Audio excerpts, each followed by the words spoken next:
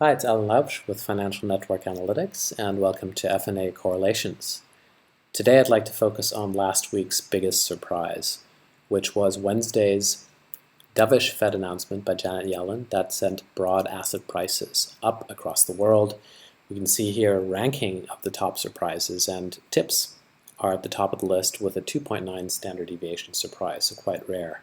We can see that the rest of the fixed income space did very well as well, with the short end of the curve surprising most, as well as the total bond index. Emerging markets bonds did quite well, as did the Canadian dollar, as oil prices increased, gold and gold miners. The Swiss franc and the euro all surprised to the upside. And the only negative surprise was the US dollar, which plunged significantly. So this is a good summary of the biggest surprises. Let's delve in further with tips here, and we can see that this was the biggest positive surprise for tips in about a year.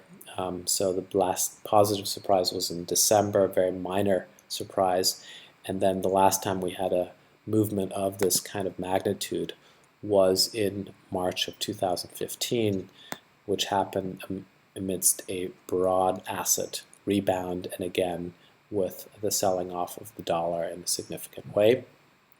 So going back to Wednesday, the question now is whether this movement was signal or noise. We can see here that this up move took tips close to its 100-day high.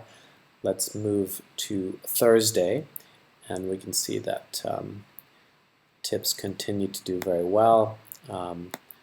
Another increase that took it to a new 100-day high, and on Friday another up move in tips which took it to a new 100-day high.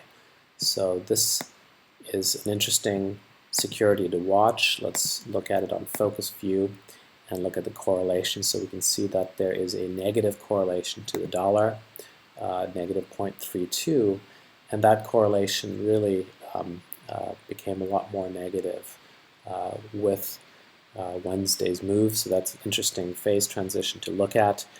We can see that there's a negative correlation to financials, a negative correlation of 0.16. That correlation was more strongly negative. So that's weakened slightly as asset prices have all moved up together. And we can see with the S&P 500 as well that that correlation was more strongly negative and is more independent now, as all asset prices have moved up together. So this is an interesting space to watch.